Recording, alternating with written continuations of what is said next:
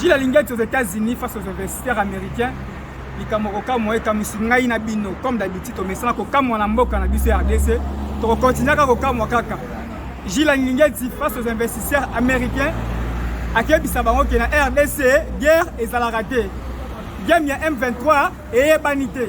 Deuxième actualité na bino comme d'habitude bozé belé bozela ezaka le chef de l'État na niveau ya table ronde et ça les malades des provinces otoyebi Katanga na Kasai. Ma conflit ezongaki souci ya makasi ndeboye. Négociation avec le M23. M23 c'est une impulsion à intégrer une armée. C'est moi mon solo. Ba répondre à ba besoin na. Et l'autre solanga na bino trois sujets. L'actualité de la semaine ya moko alelonga na bino. Bandeko ba bolingo.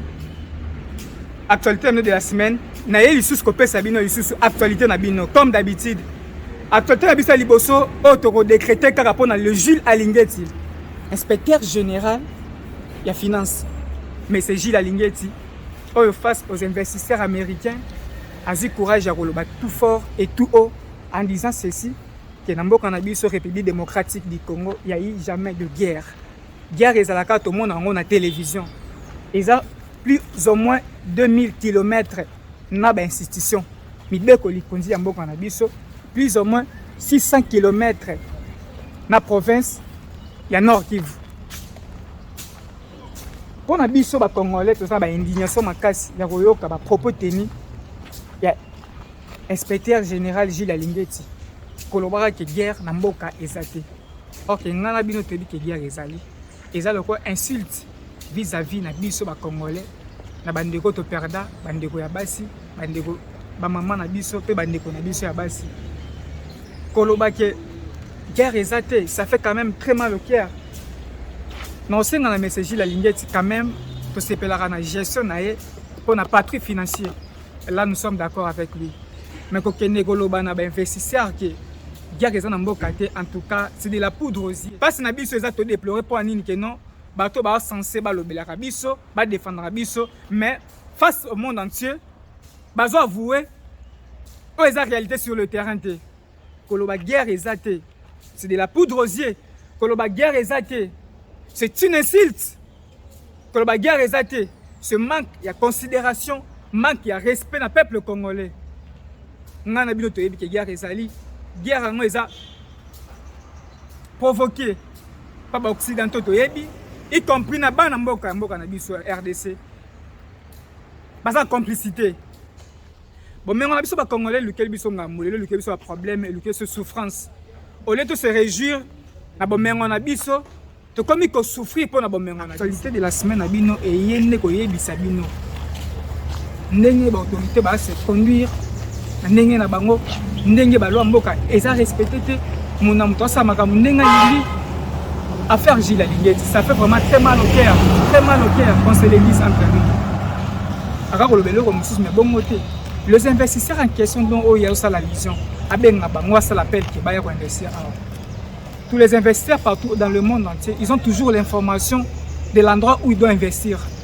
Parce que investir à ça, ils ont répondre à besoin de bateaux sur le terrain. Mais quand ils ont besoin au moins, c'est une politique là très sale.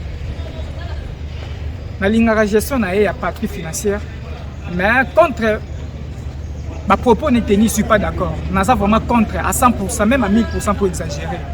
Il ne devrait pas dire ainsi. Même pour le respect de mort au Congo, on va faire tous les jours. Pour tous les jours. Ma maman, on a vu sur la base, on a vu sur Grèce, on a violé du matin au soir. On a toujours instrumentalisé. Comme ça, on a objet sexuel là-bas. Je ne suis pas du tout d'accord. Mais c'est Gilles Alingeti. Je ne suis pas d'accord avec ce que vous avez tenu comme propos. Le Congo souffre. Les Congolais vont souffrir. Moi, je vous affirme, je réaffirme, je confirme. Il y a la guerre à l'est de la République démocratique du Congo. Dans l'est de la République démocratique du Congo, guerre est allée. C'est Gilles Alingeti. Par rapport à l'union, surtout tenir comme déclaration, et c'est lui qui présenté tout simplement des excuses na public. Soit ouais éclaircir biso malamu concernant l'ikanisation au lobaki.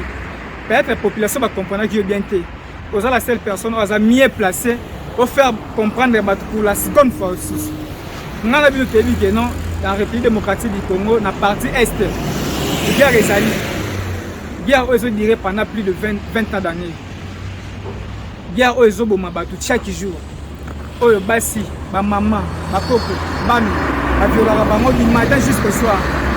Oh le logo mais comment le la capitale. Il y a viol dans le monde entier. Nord qui veut comment le là, capitale. Il y a viol, il y a monde. Tola a été qui va bomber. Tola to la mukio va violer. Tola to la mukio va tumi bandako va saler consort. Pas seulement to la mukango tous les jours mano tebino to yebi. Tous les jours to la mukaba bomara, tous les jours to yebi va violer toujours. Pas na biso va toujours que non guerre wana esila. Partie est et soit kimia pour du bon. Pas na kimia de air wana Kinshasa to na kimia. Ba investir pe le roi Kinshasa ba investir. Pas na kimia, pas na sermo.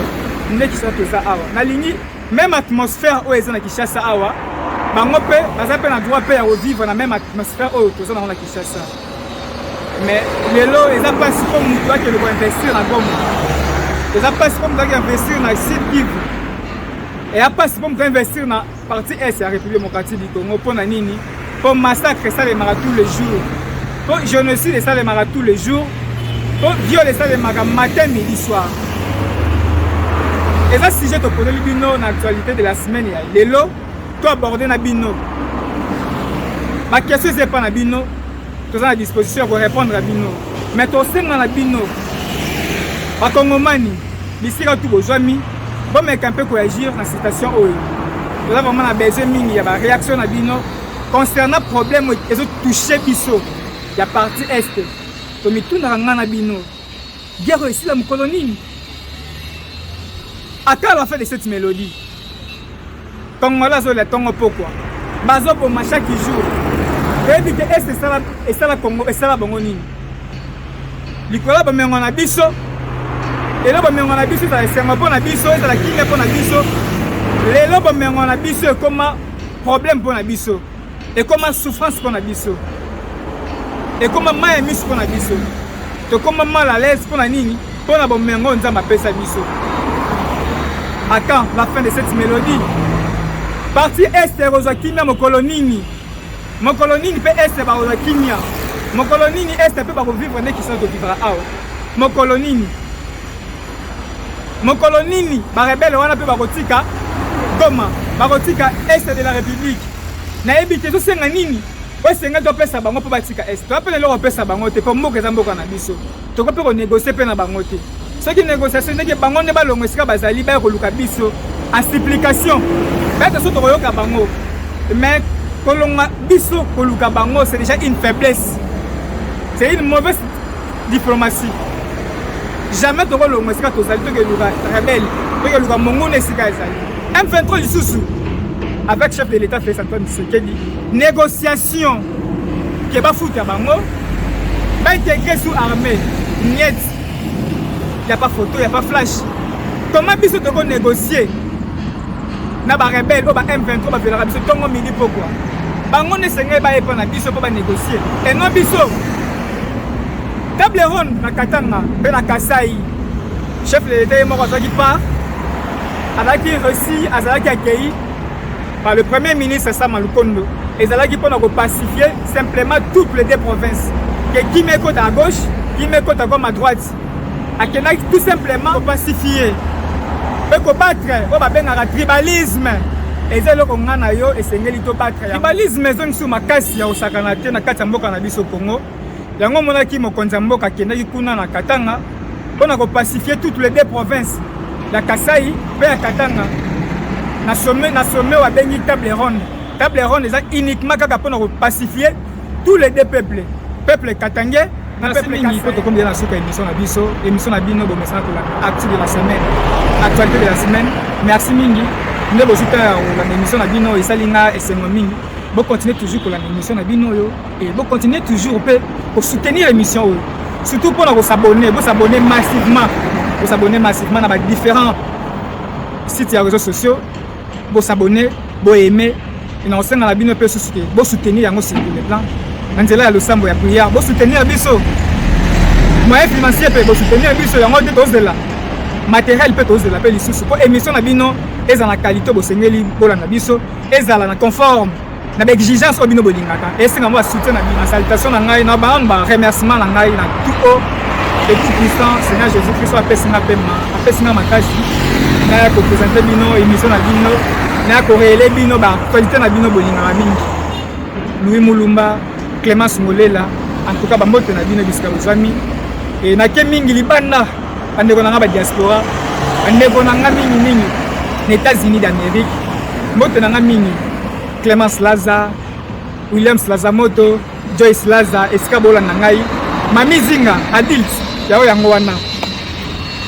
na Yesu na ngambu ya France na pesi mbote na ngana Yannick Malebo yao yango wana na Belgique na pesi Julio na madame na etu samba ba mbote na bino na zongi na mboka na ngai Afrique na pesi mbote mingi na Afrique du Sud Ogibeya Sylvain Sumpi na pesi mbote na pesi sumbote na mingi na Angola esika bazwami mingi senga motema ya bichunga nzina ba netu na pesi bango mbote esika bola na ngai Eliari Kalubi kana sika mbote na yo famille de esika bola na ngai Josephine Cheba na pesi bino mbote na Angola esika bola na ngai Shadrach Kungula mbote na bino na zongi susu na République démocratique du Congo mbote na mingi na pesi Trésor Zinga yao yango wana Abed Achou le patron Bogos Chassis Bosi Big up. Hervé Mawek, l'homme de Dieu, Yangoana. Frère Dani, Yangoana. Serra Djidja, Yangoana. Christian Kassoum, Yangoana. Et sans oublier mon formateur, mon coach à moi, mon entraîneur, celui que j'appelle affectueusement Dia, Italie Biasa. Big up. Tout le monde a dit, Nana Bino, Nikonza Ikoya, Mote na Bino,